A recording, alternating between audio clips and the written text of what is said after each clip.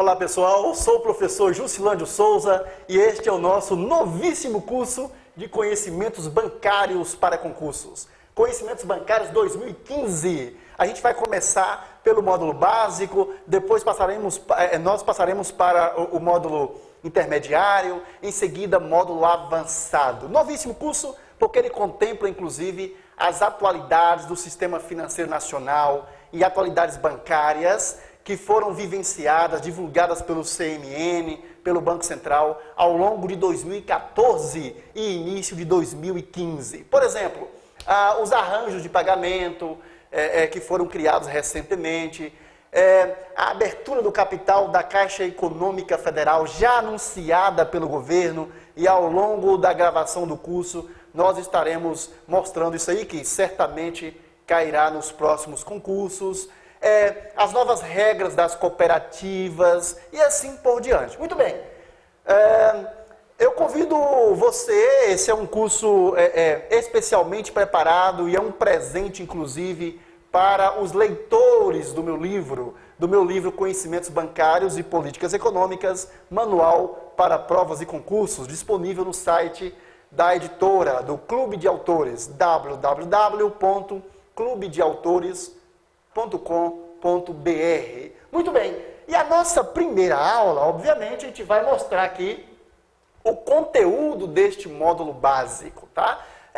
O conteúdo de todo o curso, nos 3 módulos, ele vai abranger todo o conteúdo necessário para a Caixa Econômica Federal, Banco do Brasil, Banco do Nordeste do Brasil e praticamente 100% do conteúdo dos demais bancos. Obviamente, a gente se baseia nos editais anteriores, mas isso demora bastante a mudar. Quanto a Banco do Brasil e Caixa Econômica e Banco do Nordeste, o que acontece é que os editais, eles incorporam as mudanças ocorridas nos últimos 2 anos. É sempre assim, tá? Então, o que a gente chama de atualidades, o que a gente chamou de atualidades em 2013, 2012, já vem incorporado no edital. Quando não está no edital, na parte do edital referente a conhecimentos bancários, isso está incorporado lá na parte do edital referente a atualidades. E se você adquiriu o meu livro e você recebeu esse curso a preço de custo, de presente, né, que é o que estamos fazendo, certamente você recebeu também o DVD com as aulas de atualidades. Ok. Estrutura do sistema financeiro nacional, a gente vai falar de Conselho Monetário Nacional, vai falar de Banco Central do Brasil, inclusive Conselho Monetário Nacional, a primeira aula, obviamente essa aula a gente já começa a tratar de CMN, né? Banco Central do Brasil e o Copom, que é o Comitê de Política Monetária, tem caído muito nas provas, dificilmente uma prova não terá Copom. Comissão de Valores Mobiliários, a CVM, ok? E produtos bancários, noções de cartões de crédito e de débito, isso tem cobrado demais nos editais, né? O CDC, crédito direto ao consumidor, que é aquele empréstimo rápido e já pré-designado, preparado para o consumidor. Crédito rural, principalmente para quem vai estudar para o BNB e Banco do Brasil. Caderneta de poupança, capitalização, planos de previdência, investimentos e seguros. Depois falaremos do mercado de capitais e mercado de câmbio, né? Noções do mercado de capitais e de câmbio.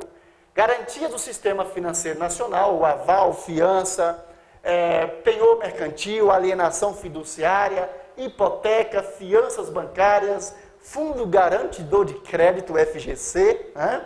Observem que realmente, inclusive, nós vamos falar também não só do FGC comum, mas também de uma novidade que surgiu no início de 2013, que é o FG Coop, que é o FGC das cooperativas de crédito. Tá?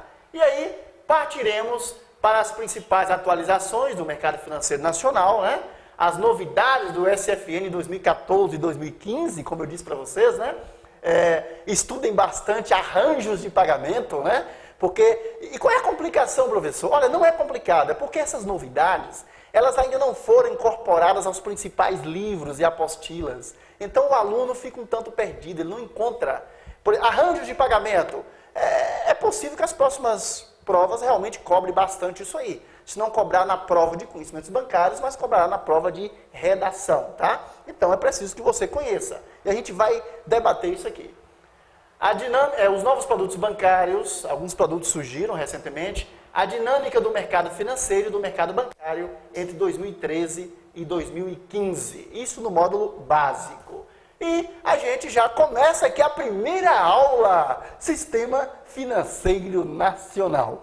E a gente começa a aula sobre Sistema Financeiro Nacional, já mostrando aqui para que serve um sistema financeiro. O que é um sistema, na verdade? Um sistema ele é um conjunto de coisas. Vamos dar primeiro essa definição bem simples. É um sistema de coisas, de regras, que estão trabalhando de forma conjunta e de forma harmônica, com harmonia, em harmonia, para que o todo funcione. Então, essa definição que eu acabei de passar para você, ela vale para qualquer área, biologia, informática, matemática, física. Um sistema é um conjunto de coisas que funcionam de forma, devem pelo menos, né, funcionar de forma harmônica, para que o todo alcance o seu objetivo, ok? Mas, para que serve um sistema financeiro? Obviamente, o sistema financeiro, ele é, na verdade, o conjunto de órgãos, de entidades, de regras, de leis, de agentes econômicos envolvidos, que juntos, cada um fazendo a sua parte, irão contribuir para que o todo, o sistema financeiro, para que o todo alcance o seu objetivo. E a gente começa já a partir daqui, já trabalhando com essa questão do objetivo do Sistema Financeiro Nacional, tá? Para que o conteúdo fique bem agradável, para que você perceba que é gostoso estudar isso aqui, é muito gostoso, é saboroso aprender, não é? E tenho certeza que você vai vencer, vai alcançar a sua vaga no concurso público. Muito bem, para que serve um Sistema Financeiro Nacional? O Sistema Financeiro. Bom, nós temos o fluxo real, né? Temos aqui o exemplo nesse slide de uma economia simples, hipotética, onde você tem apenas famílias e empresas, uma economia fechada, né? Não temos ainda aqui o governo e nem temos o resto do mundo. Então, imagine uma economia que tivesse apenas famílias e empresas. Bom, haveria um fluxo real, ou seja, uma compra e venda de coisas, né? de objetos, de serviços, uma compra e venda, um fluxo real entre famílias e empresas. As famílias, elas compram os bens e os serviços das empresas e as empresas, por sua vez, elas demandam os fatores de produção das famílias. Professor, fatores de produção, o que é isso? Os fatores de produção, eles são aqueles fatores que estão envolvidos na produção de qualquer produto ou serviço, ok? Então, por exemplo, o fator terra, professor, fator terra, sim, a gente chama fator terra, mas na verdade ele é o local onde a empresa foi instalada, o espaço onde a empresa foi instalada, né? O prédio, esse estúdio, por exemplo, aqui, o local, as instalações em termos de fixação, o terreno, digamos assim, ok? Fator terra. O fator capital, que são os equipamentos utilizados. Todo mundo pensa que fator capital envolve apenas dinheiro, mas não é apenas dinheiro. Os equipamentos que a empresa utiliza para poder trabalhar, ok? Principalmente os bens de capital que a empresa utiliza para trabalhar, né? Temos o fator trabalho, fator trabalho. São 5 fatores, nós vamos trabalhar com esses 3 principais. O fator trabalho, que é a mão de obra.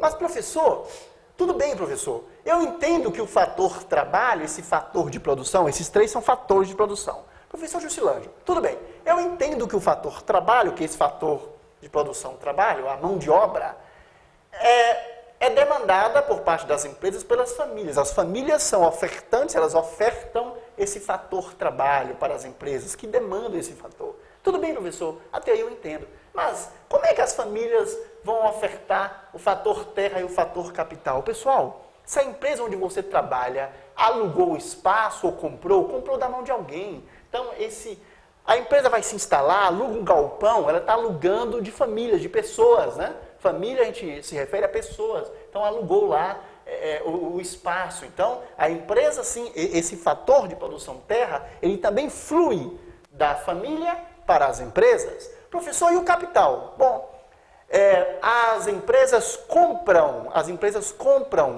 bens também, aparelhos, etc., né? Então, as empresas estarão sempre demandando fatores das famílias. Especialmente o principal é o trabalho, né? É o trabalho. Até porque a empresa demanda de outras empresas também, a gente sabe disso. Isso aqui é um conceito muito mais amplo. Eu estou passando para você apenas aquilo que será necessário para a compreensão do sistema financeiro nacional. Ok, muito bem. E, por exemplo, em economia a gente estuda a remuneração desses fatores, né? No caso do trabalho, é o salário que remunera esse fator. No caso do capital, são os juros. No caso da terra, o fator terra, a instalação, o terreno onde está a empresa, aluguel, né? O preço que se pagou por aquilo e assim por diante. Muito bem. E o fluxo monetário? Bom, a gente viu que o fluxo real, ele é, na verdade, essa ida e vinda da empresa para as pessoas, as famílias, das famílias para as empresas, né? As famílias comprando bens das empresas, as empresas comprando a mão de obra das famílias, assim por diante. Mas e o fluxo monetário? Como é que seria? Bom, tudo isso, todos esses fatores, para eles fluírem das famílias para as empresas, das empresas para as famílias, é necessário que eles sejam quantificados, dinheiro, tem um valor. Então, na verdade, por trás do fluxo real, das coisas sendo vendidas, dos serviços sendo comprados e vendidos entre famílias e empresas, você vai ao supermercado, compra alguma coisa, mas também o seu irmão talvez trabalhe naquele supermercado ou em outra loja. Então, por trás desse fluxo real de produtos e serviços, nós temos um fluxo monetário, o dinheiro. Na verdade, a gente usa o dinheiro para quantificar, para mensurar o valor das coisas e dos serviços, para vendê-los e comprá-los. Muito bem, então haverá um fluxo monetário, por exemplo, das empresas para as famílias, quando as empresas pagam os salários das famílias que trabalham, quando as empresas pagam pelo aluguel, né, do fator terra, do espaço onde ela trabalha, ok? E das famílias para empresas, existe um fluxo monetário? Também. Por exemplo, as famílias gastam nas empresas, compram produtos, adquirem produtos em supermercados, produtos em lojas, né, paga pelo ingresso no cinema e assim por diante. Mas será que uma economia conseguiria sobreviver tendo apenas esses dois agentes econômicos, famílias e empresas? Claro que não. Nós temos também que incluir aí dois agentes econômicos muito importantes, que são o governo e o resto do mundo, ok? Então, no próximo slide nós temos aqui, na verdade, esse fluxo, nós temos aí duas setinhas em cada lado, vocês estão vendo? Temos o fluxo, tanto monetário quanto o fluxo real, mas agora nós temos mais dois agentes. Nós temos o governo e temos o resto do mundo, ou seja, os demais países, né? Então, professor, mas existe esse fluxo? Sim. Exemplo, das famílias para o governo, as famílias pagam impostos para o governo, ok? Então, existe o fluxo monetário entre as famílias e o governo. E do governo para as famílias também. As transferências, por exemplo, Bolsa Família, Bolsa isso, Bolsa aquilo, entendeu?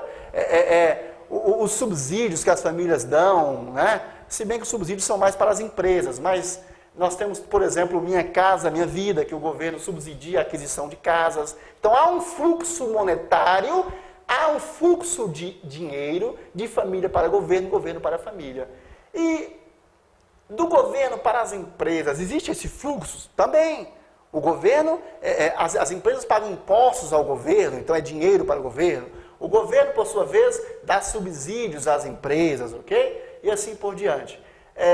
E das famílias para as empresas a gente já viu. E das famílias para o resto do mundo.